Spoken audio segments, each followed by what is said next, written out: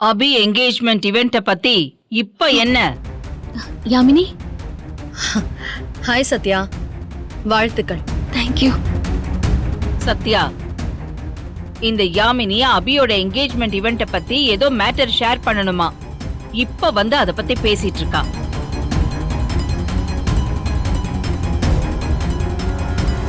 சத்யா, அக்கா ஏற்கனவே அபியோட ஈவென்ட் நின்னதுல ரொம்பவே ஸ்ட்ரெஸ் ஆயிட்டாங்க. இப்போ உங்க ரிசப்ஷன் டென்ஷன்ல இருக்காங்க.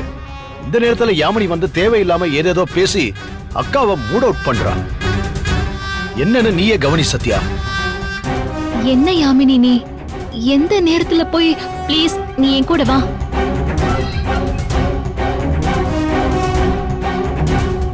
ஓகே மேம், அப்புறம் பார்க்கலாம். Wait 1 minute. இல்ல, ஏதோ முக்கியமான மேட்டர் சொல்லணும்னு வந்துட்ட. அதுவும் அபி சம்பந்தப்பட்ட விஷயம். அத சொல்லிட்டே போ. இல்லனா அது என்னன்னு யோசிச்சு யோசிச்சு அதுவே எனக்கு பெரிய ஸ்ட்ரெஸ் ஆயிடும். இல்ல ஆண்டி, இருங்க, இது அப்புறமா நம்ம. இல்ல சத்யா, அவ பேசட்டுமே.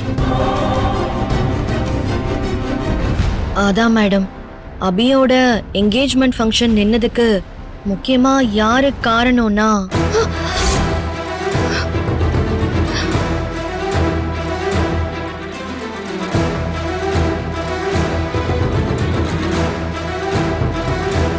ஐயோ, சத்யா பேரை சொல்லி அவளை மாட்டி விட போறாளா?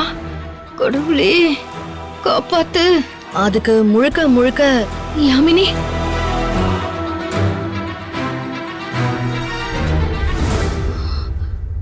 நான் தான் காரணம் மேடம்.